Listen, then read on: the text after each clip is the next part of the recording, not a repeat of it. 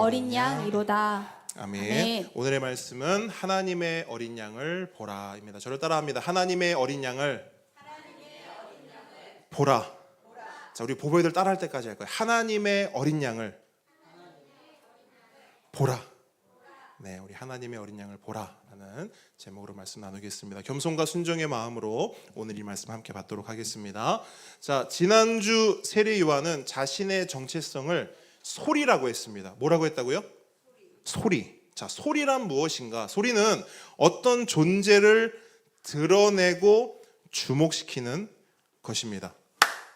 자, 이렇게 박수를 딱 치니까 우리 보배들이 저를 딱 봤어요. 박수 소리를 통해 뭘 드러낸다고요? 존재를 드러내고 주목시킨다는 거예요. 이게 소리의 역할입니다. 그래서 제가 지난주에 자동차 비유를 들었어요. 자, 뒤에서 오는 자동차, 우리는 뒤통수에 눈이 없죠? 뒤에서 오는 자동차의 존재를 우리가 어떻게 알 수 있습니까? 경적 소리 아니면 엔진 소리, 소리로서 그 존재에 오는 것을 우리는 알 수 있는 거예요.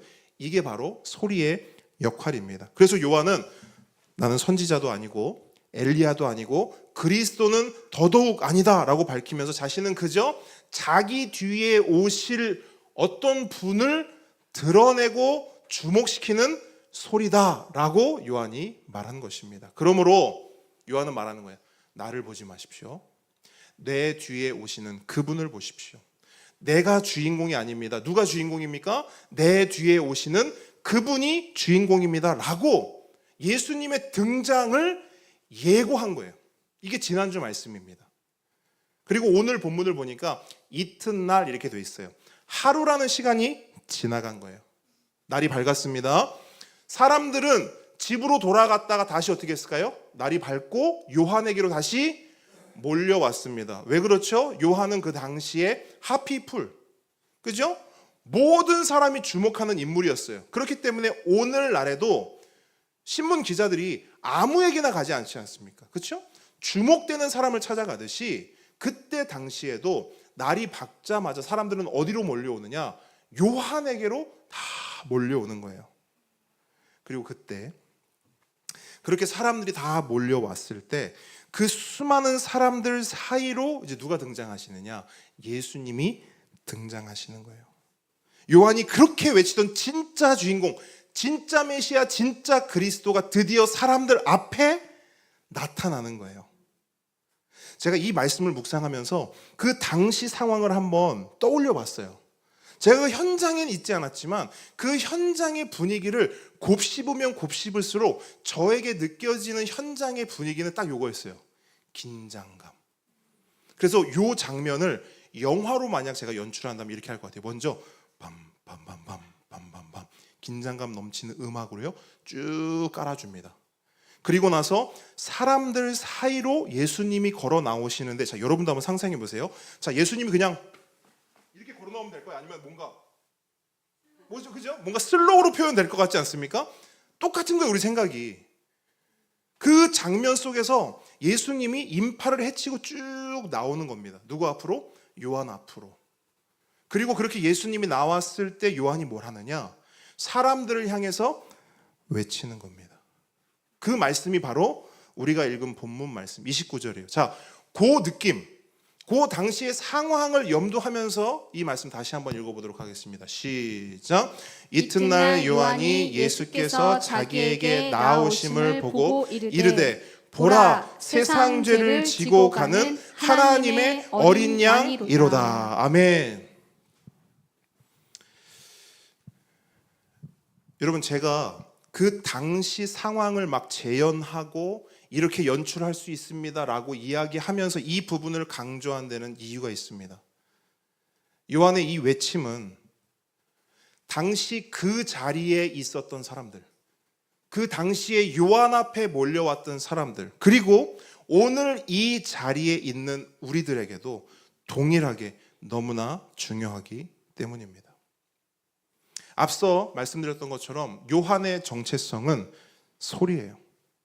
요한의 사명은 소리입니다. 그래서 그는 예수님의 소리답게 예수님을 드러내야 했고 사람들로 하여금 예수님을 주목할 수 있도록 해야 했습니다. 그렇기 때문에 예수님이 오시는 것을 본 요한의 첫 일성, 첫 외침은 뭡니까? 보라입니다. 보라, behold, 저분을 주목하라. 날 보지 말고 저분을 보라. 더 이상 나에게 주목하지 말고 저 진짜 그리스도에게 주목하라. 그래서 여러분, 오늘 본문에서 보라라고 외친 것만으로 어쩌면 요한은 소리로서의 자신의 정체성을 감당한 것입니다. 그러면 이제 요한은 퇴장하면 될까요? 본문을 보니까 그렇지가 않은 거예요. 요한은 분명 보라라고 외쳤지만 요한의 사명과 요한의 정체성은 거기서 끝나는 것이 아니었어요. 사실 요한의 진짜 사명은 지금부터입니다. 그 사명이 뭔지 아십니까? 여러분 잘 들어보세요. 요한의 진짜 사명은 분명히 소리라고 했잖아요. 근데 그냥 소리가 아니었어요. 요한의 진짜 사명은 바로 바른 소리입니다. 저랑 따라합니다. 바른 소리.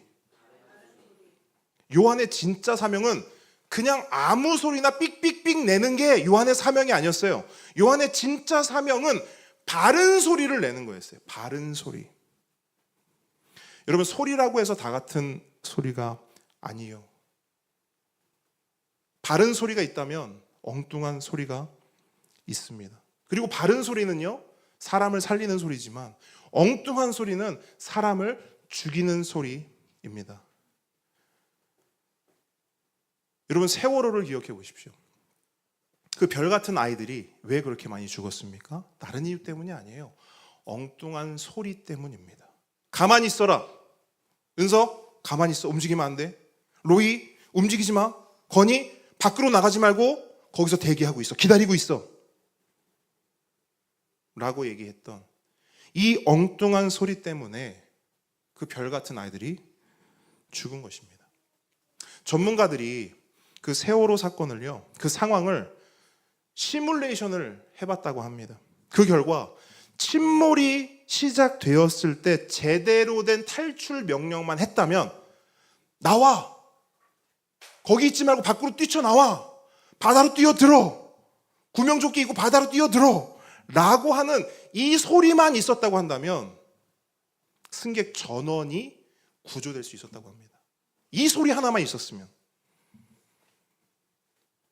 그러니까 여러분, 그 배 안에서도요, 엉뚱한 소리가 아니라 바른 소리 하나만 있었어도 그 사람들은 죽지 않고 다 살 수 있었던 겁니다. 여러분, 소리라고 해서 다 같은 소리가 아닙니다. 사람을 살리는 바른 소리도 있지만 사람을 죽이는 엉뚱한 소리가 있어요. 복음도 마찬가지입니다. 바른 복음이 있어요. 그런데 거짓 복음도 있습니다. 성경을 말한다고 다 진리가 아니에요. 제가 누누이 말씀드리잖아요. 신천지도 우리랑 똑같은 성경을 써요. 예수를 전한다고 다 똑같은 예수가 아닙니다. 예수를 믿는다고 다 똑같은 예수를 믿고 있는 게 아니에요. 바른 예수도 있고 엉뚱한 예수도 있어요. 그렇기 때문에 요한의 진짜 사명은 보라, 주목하라, 여기서 끝나는 게 아니라 그보다 훨씬 더 중요한 사명은 예수님을 바르고 정확하게 드러내는 거예요. 그 자리에 있는, 그 자리에 모인 사람들로 하여금 봐라 하고 엉뚱한 소리를 하는 게 아니라 봐라 했으면 그들이 주목하고 있는 그 예수님을 바르고 정확하게 진실되게 진리에 가깝게 드러내는 것, 그것이 요한의 진짜 사명이라는 것입니다. 왜? 그렇게 해야만 그 자리에 있었던 그 사람들이 살기 때문이에요. 오늘 이 자리에 있는 여러분이 살기 때문입니다. 그렇기 때문에 예수 거린다고 다 똑같은 예수가 아닌 거예요. 복음 한다고 다 똑같은 복음이 아닌 것입니다. 그래서 여러분, 오늘 본문은 한 구절이잖아요. 한 구절. 이 한 구절의 말씀이 우리에게 얼마나 소중한지 몰라요. 우리 보배들에게 이 한 구절의 말씀이 얼마나 소중한지 모릅니다. 우리 보배들이 예수님 모를까요? 우리가 예수님 모릅니까? 하지만 예수님을 그냥 안다고 끝나는 게 아니에요. 바른 예수, 진짜 예수를 알아야 하는 것입니다.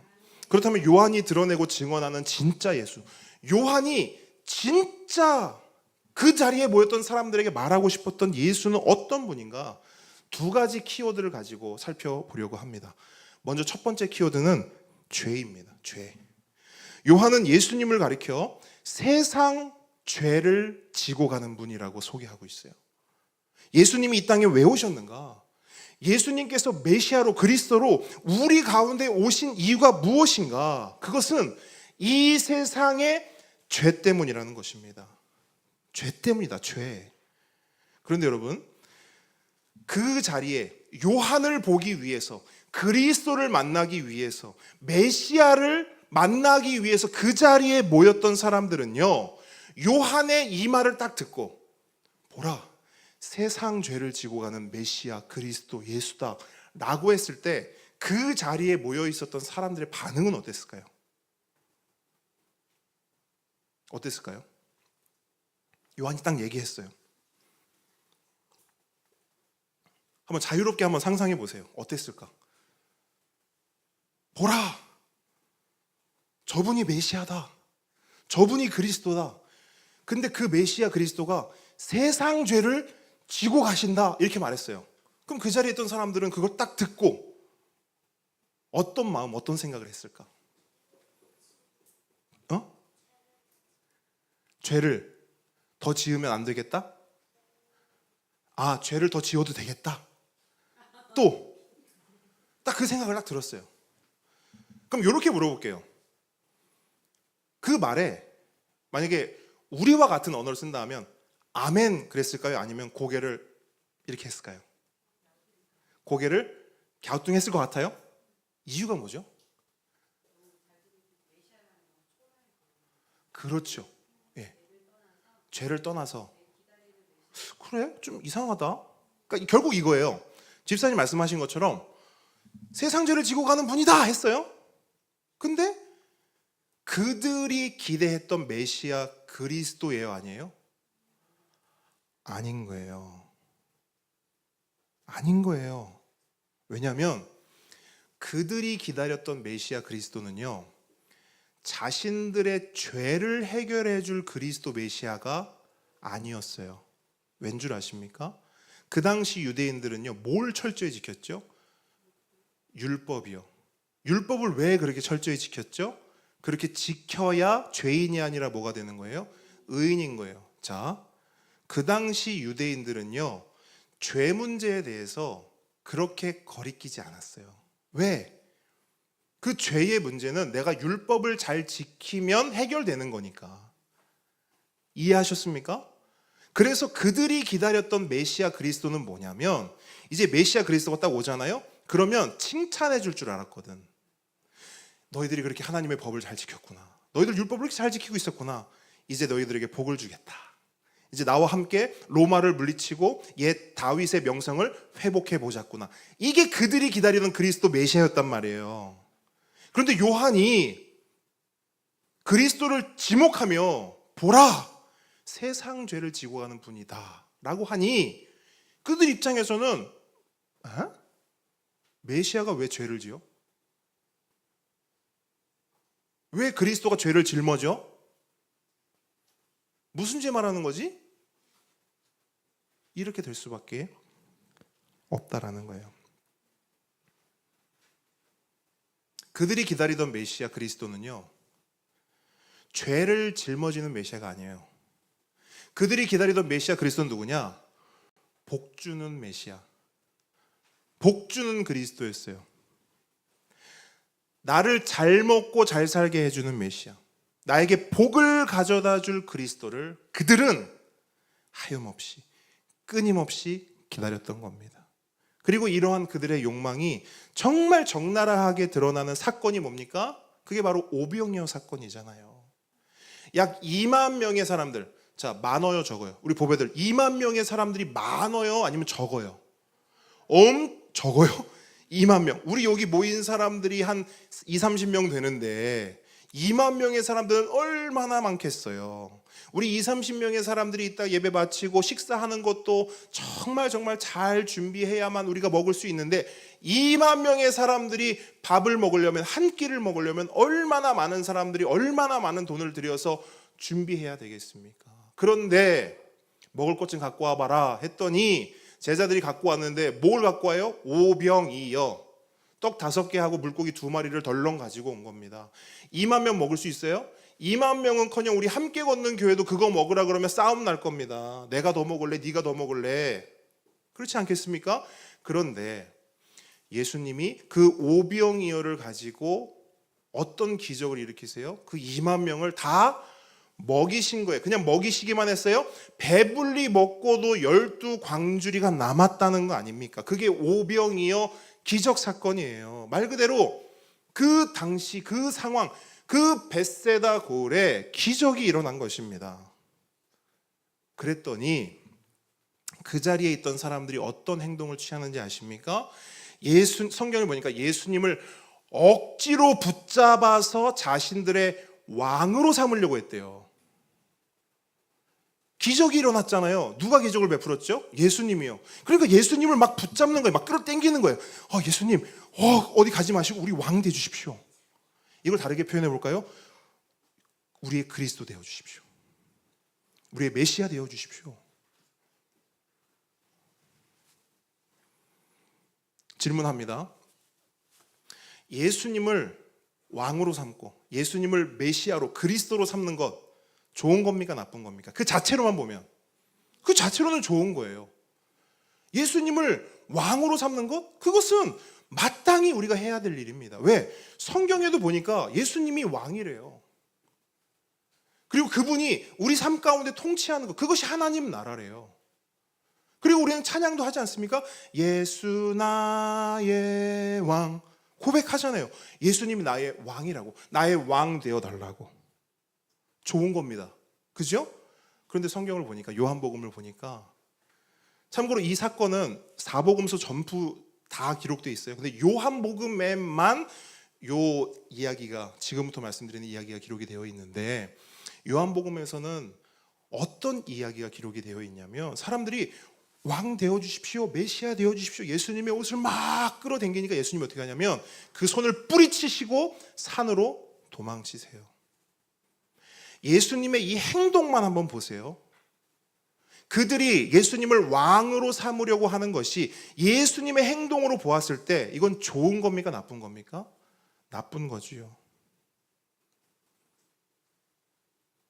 근데 이해가 잘 안 되는 거예요.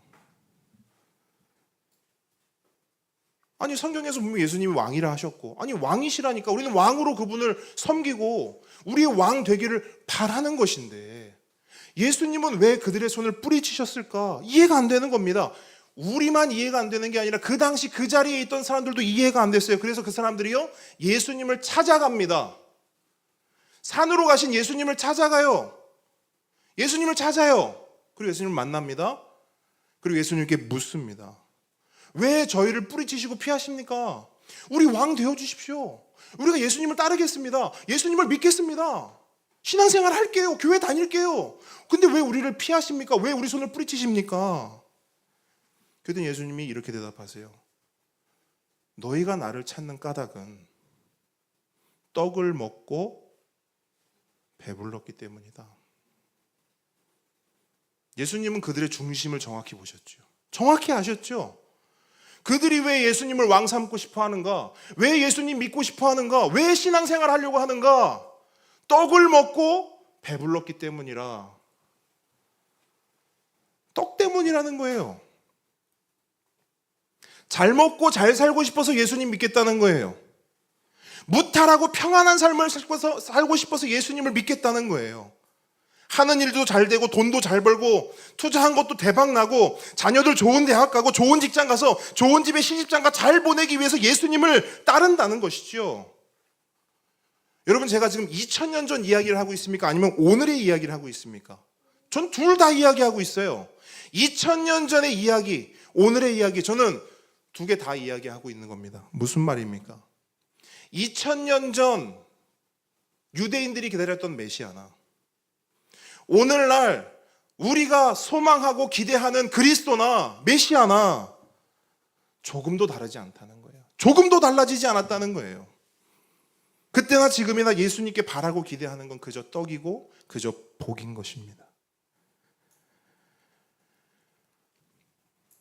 여러분, 예수님을 한번 바라보십시오. 여러분이 믿고 있는 예수님을 한번 바라보십시오. 뭐가 보이십니까?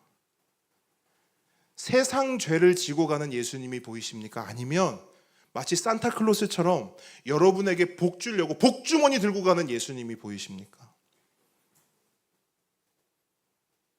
여러분, 왜 성탄절이 예수님이 오신 날이 아니라 산타클로스 오는 날이 된 줄 아십니까? 사람들은요, 내 죄를 지고 가는 예수님 아무 관심 없어요.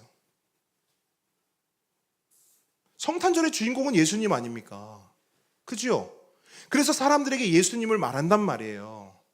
예수님이 우리 죄 때문에 이 땅에 오셨습니다. 이야기하면요, 콧방귀도 안 껴요. 왜? 아무 관심이 없거든요. 뭔 죄? 무슨 죄? 내가 무슨 죄를 졌길래, 내가 무슨 그렇게 죄를 졌길래 하나님이란 분이, 예수님이란 분이 이 땅까지 오셨냐고. 관심 없어요.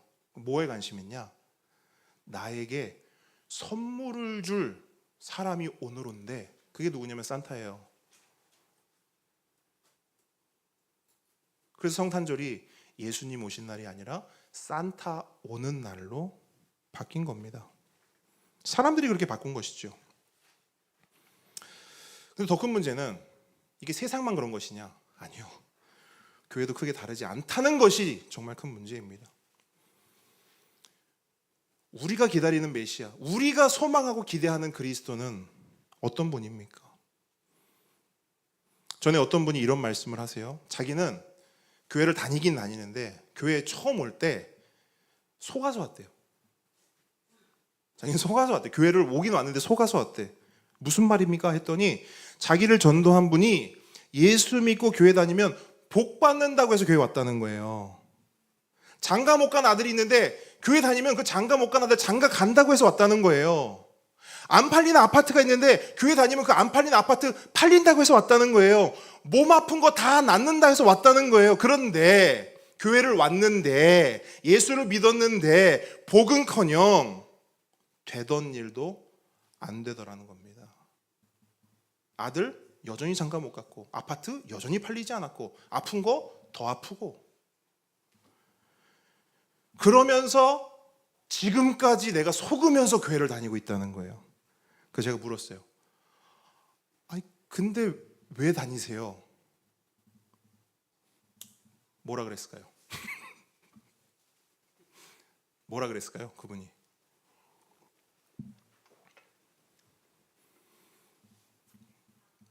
네? 아까워서. 굉장히 좋은 대답이네요. 또 뭐가 있을까요? 죄 받을까 봐. 그거 비슷한데요. 뭐 이렇게 봤어요. 딱 혹시 몰라서.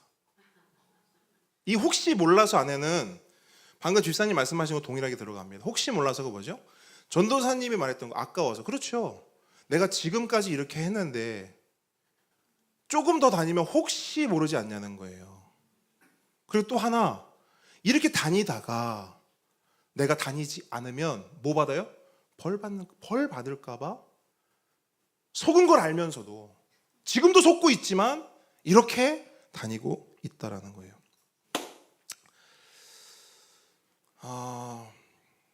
이게요, 어떤 별난 사람의 이야기가 아닙니다. 교회 안에 어떤 특별한 정말 소수의 이야기가 아니에요. 스스로에게 질문해 보세요. 나는 왜 교회 다니는가? 여러분, 왜 교회 다니십니까? 왜 예수님 믿으십니까? 더 중요한 질문이 있어요. 여러분이 믿는 예수님은 어떤 예수님입니까? 여러분, 이 질문을 반드시 하셔야 돼요.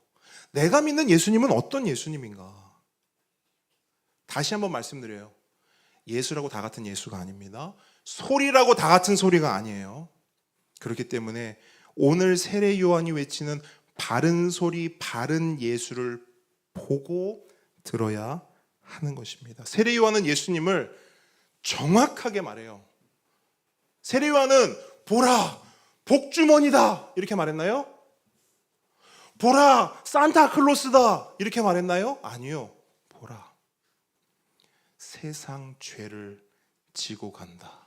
저분이 세상 죄를 지고 가는 분이래요. 우리의 그리스도 메시아가.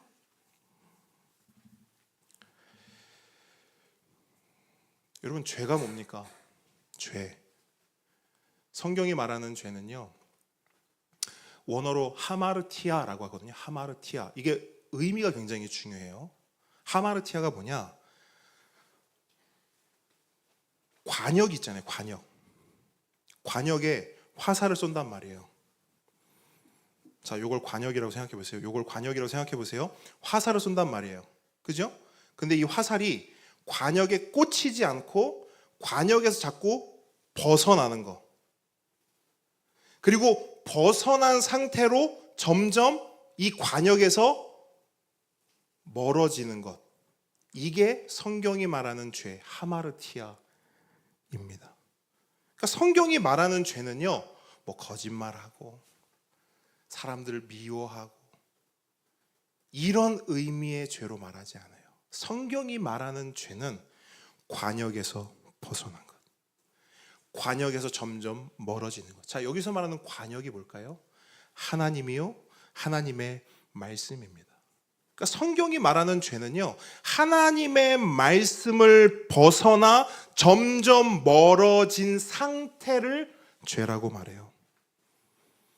그리고 그 죄의 결과는 무엇입니까? 죄의 삭은 사망이라, 죽음이라고 말해요.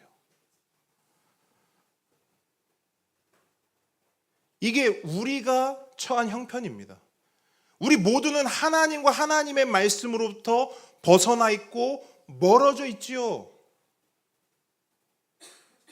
그리고 그것의 대가, 그것의 결과는 뭐냐? 죽음이라는 거예요. 그래서 우리는 하나님이 아무것도 하지 않으시고 그냥 내버려 두잖아요. 그럼 우리는 어떻게 되는 거예요? 그냥 죽는 거예요. 죽어서 영원한 죽음으로 들어가는 거예요. 그냥 우리는 가만히 있으면 그렇게 됩니다. 우리는 가만히 있으면 그렇게 돼요. 근데 하나님은 그런 우리를 가만 내버려 두지 않으시고 예수님을 우리에게 주셨잖아요. 그리고 그 예수님께 뭐를 짊어지게 하십니까?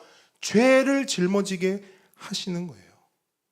그래서 요한은 그 예수님을 보고 하나님이 보내신 그 그리스도 메시아를 보고 외치는 거예요. 보라, 세상 죄를, 우리의 모든 죄를 지고 가는 분이다. 이게 하나님께서 우리에게 허락하시고 보내신 그리스도요, 메시아요. 다른 이름 없고 오직 예수라는 이름으로 이 땅에 오신 유일한 그리스도 중보자, 구원자 되시는 분인 겁니다. 근데 많은 분들이 세상 죄를 지고 가는 분이다 이렇게 하면 예수님의 느낌이 어떻죠? 1번 처량하다, 2번 뭔가 용맹하다. 세상 죄를 지고 가는 분이다. 보라, 세상 죄를 짊어지고 가는 분이다. 어때요? 뭔가 처량해 보입니까? 그런 느낌이 있어요, 그죠? 근데 여러분, 오늘부터는 조금 그 이미지를 확 바꾸실 필요가 있어요. 여기서 짊어지다라고 하는 단어의 원래 의미는 뭔지 아세요? 제거하다예요. 그러니까 이게 뭐냐면, 잘 보세요. 그냥 단순히 이 모든 걸 내가 다 감당하고 내가 다 짊어지고 내가 죽어야지 이런 의미가 아니에요. 그거 내가 감당할게. 그 죄를 움켜쥐고 등에 메고 해결하러, 제거하러 가는 예수님입니다. 그분이 우리의 메시아요 그리스도인 줄 믿으시기 바랍니다. 그래서 요한은 예수님의 이러한 정체성, 이러한 모습을 강조하기 위해서요, 한 동물을 콕 집어서 그 동물에 빗대어 예수님을 소개합니다. 우리 보배들, 요한이 예수님을 어떤 동물로 비유를 했죠? 성경 말씀 한번 보세요. 오늘 말씀 뭐라고 이야기했을까? 어떤 동물로 얘기했을까? 기린이라고 했을까? 하마라고 했을까? 뭐라고 했을까? 빨리 찾아보세요. 빨리. 네? 무슨 양? 무슨 양?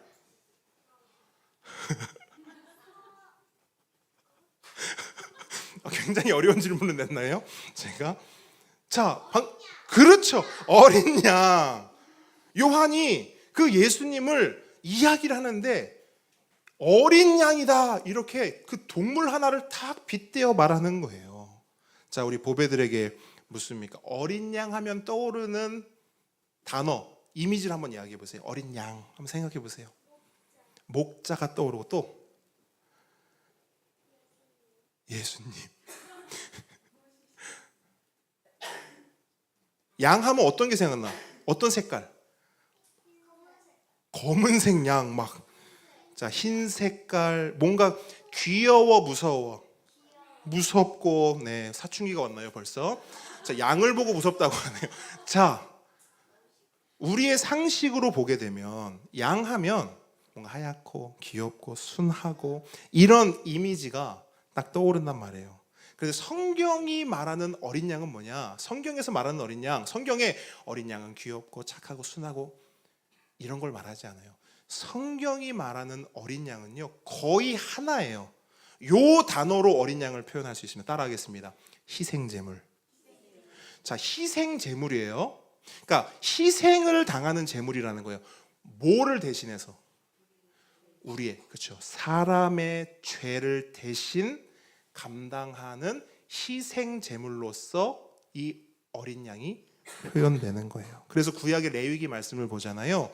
백성들의 죄를 속죄하기 위해서 매일 잡아서 하나님께 올려드리는 제물이 있었는데 그게 뭐냐? 어린 양이에요. 암양. 그러니까 양은 늘 백성들, 사람들의 죄를 대신해서 드려지던 동물이었어요. 그리고 출애굽기로 넘어가게 되면 이 어린 양이 어떻게 희생당하고 그 희생을 통해서 어떤 일이 일어나는지를 굉장히 분명하고 선명하게 드러내는 사건이 나오거든요. 자, 출애굽기 10가지 재앙이 있지 않습니까? 10가지 재앙 중에서 마지막 재앙이 뭐죠? 장자의 죽음이죠. 그죠? 동물이나 사람이나 초태생, 처음 난 자는 다 죽는 그 재앙이 이제 애굽 전역에 쏟아져 내리는 것입니다. 그죠? 이해를 돕기 위해서 하나님이 보내신 죽음의 사자들이 애굽 전역, 애굽의 집집 곳곳을 다 훑는 거예요. 그리고 동물이든 사람이든 처음 난 자는 싹 다 죽이는 것입니다. 아무도 이 재앙으로부터 피할 수가 없었어요. 그런데 피할 수 있는 단 하나의 방법이 있었는데 하나님께서 이스라엘 백성에게 말합니다. 이 동물을 잡아서 문설주와 임방에 집 대문 앞에 그 피를 바르라는 거예요. 그러면 그 집은 죽음의 사자가 지나간다. 영어로 패스오버, 성경의 언어로 유월절, 그게 유월절이에요. 넘어간다. 하나님이 그 집은 넘어가신다. 그게 유월절이거든요. 자, 그때 사용된 동물이 뭘까요? 당연히 양, 어린 양. 어린 양을 잡아서 피를 바르라는 거예요. 그런데 여러분 보세요. 피를 바르기 위해서는 먼저 전제되어야 할 게 있죠. 그 어린 양을 그냥 그대로 들어가지고 바릅니까? 아니죠. 그 어린 양을 잡아야죠. 그 어린 양을 잡아서 거기서 피를 내야만 그 피로 문설주와 임방에 바를 수 있는 것입니다. 뭘 말하는가? 성경이 말하는 어린 양은 딱 하나의 이미지예요. 바로 희생제물이에요. 뭘 해결하는 희생제물? 죄를 해결하는, 세상 죄를 지고 가는 하나님의 어린 양이다. 그래서 요한이 말하는 거예요. 죄, 어린 양, 죄, 어린 양. 그런데 요한은 예수님을 세상 죄를 지고 가는 어린 양이다 라고 하지 않고 앞에 수식어를 하나 붙이죠. 세상 죄를 지고 가는 하나님의 어린 양이다. 의미가 있을까요? 당연히 있죠. 당연히 있지요. 자, 어떤 의미가 있을까요? 한번 상상해 보십시오. 생각해 보십시오. 이게 무슨 말일까? 하나님의 어린 양이다라는 게 무슨 말일까요?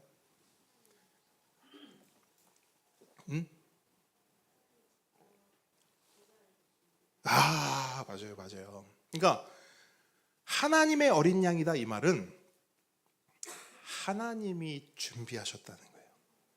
자, 생각해 보세요. 구약 시대에 드려졌던, 여러분 구약 시대에 어린 양들이 얼마나 많이 희생됐겠습니까? 그렇죠? 죄가 수도 없으니 수도 없이 많은 어린 양들이 희생을 당했겠죠. 그런데 그 어린 양들은 다 누가 준비했어요? 사람이 준비하는 거예요. 구약의 어린 양들은 다 사람이 준비하는 겁니다. 죄 지은 사람이 준비하는 거예요. 그렇기 때문에 그 어린 양은 자, 죄를 해결해 줍니까? 자, 여기서 헷갈리실 수 있는데 잘 정확히 설명을 드릴게요. 죄를 해결해 주기는 하지만, 그렇죠. 정확한 표현이에요. 집사님, 보류라고 해서 보류. 죄를 해결해 주기는 하지만 잠깐 덮어주는 거예요. 자, 이렇게 표현을 해볼게요. 하나님이 그냥 눈 감아주시는 거예요. 이해하셨습니까? 그 어린 양을 통해 죄가 없어지는 게 아니라 어린 양을 딱 희생 제물로 드리면 눈 감아주시는 거예요. 집사님 표현대로 보류하는 거예요. 그렇기 때문에 사람이 준비한 어린 양으로는 잠깐 그 죄를 일시적으로, 임시적으로 보류할 수는 있지만 그 죄를 완전히 해결할 수 있다 없다? 없다. 그것이 사람이 준비한 어린 양이 가지는 부족함, 불완전성인 거예요.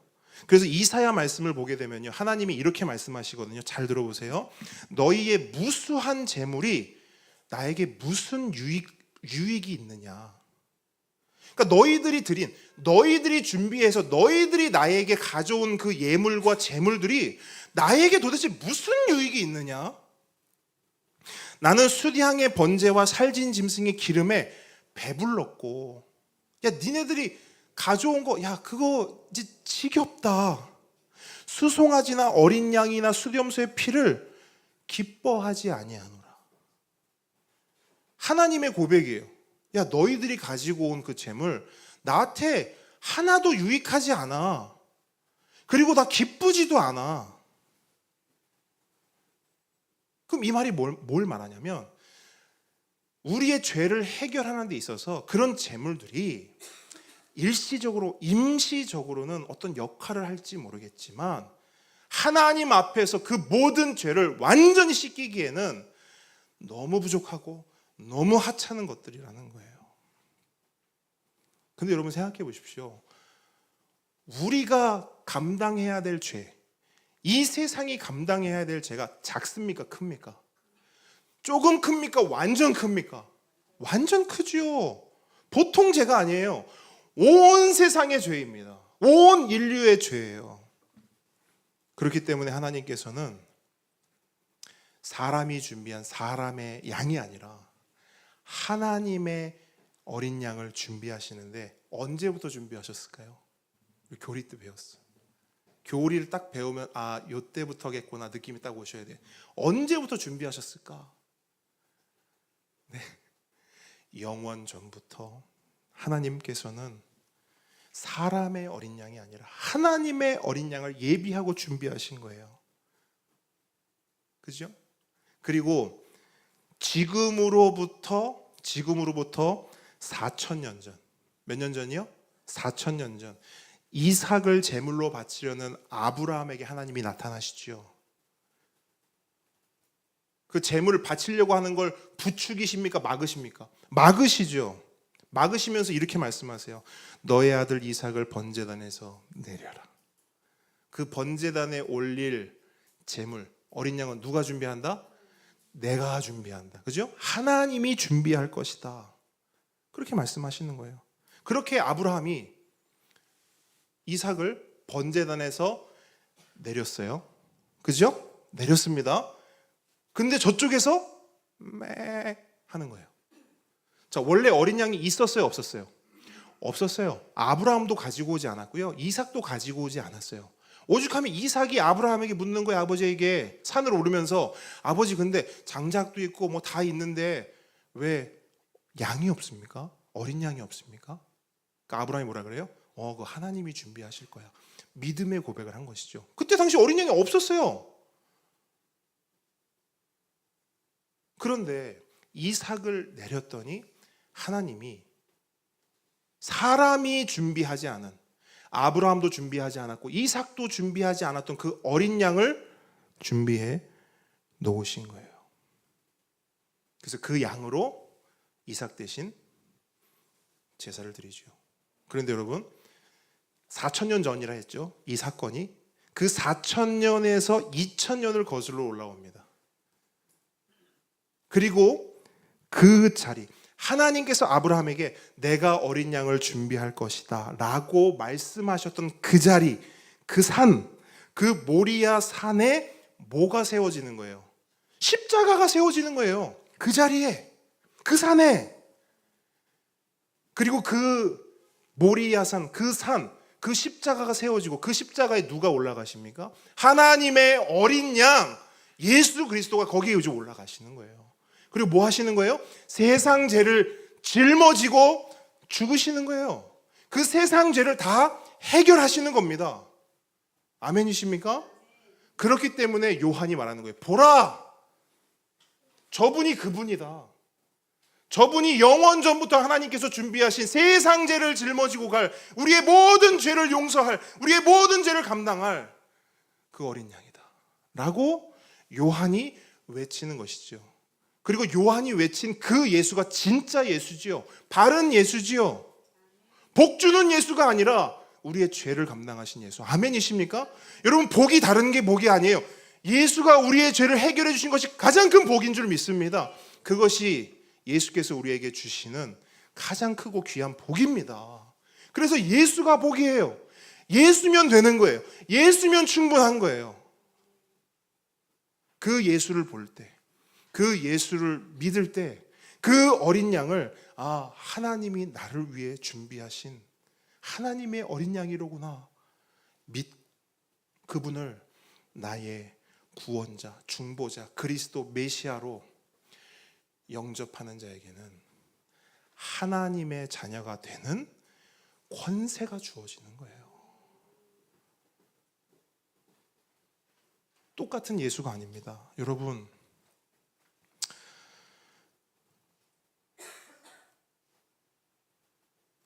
그러므로 우리가 바라보고 믿어야 할 예수님은 다른 예수가 아니에요. 여러분, 심플합니다. 복음은 심플해요. 기독교의 핵심 진리는 심플합니다. 오늘 이 말씀이 전부다라고 해도 과언이 아니에요. 우리는 왜 교회를 다니는가? 우리는 왜 신앙하는가? 우리는 왜 기독교라는 종교를 가지는가? 예수를 믿기 때문이죠. 그럼 그 예수가 누군가? 그 예수는 세상 죄를 지고 가는 하나님의 어린 양입니다. 그 예수를 믿으십니까? 그 예수가 여러분의 예수님이 맞으십니까? 그분이 여러분이 기대하고 기다리고 소망하는 그 예수님 맞으십니까? 축하드립니다. 복 받으신 겁니다.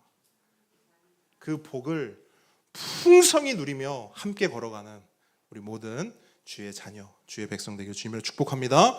이 시간 우리를 위해 죽으시고 우리의 모든 죄를 지고 가신 그 어린 양 앞에 그 예수님께 성찬으로 나아가고자 합니다. 여러분, 오늘 성찬을 받으실 때는 그 예수님을 바라보십시오. 그 예수님을 경험하십시오. 그 예수님께서 오늘 이 시간 성령을 통하여서 우리 가운데 임재하시고 우리 가운데 그 진짜 예수님을 보여주시고 만나 주실 것입니다. 그것을 소망하는 마음으로 성찬을 기대하는 마음으로 이제 함께 기도하겠습니다.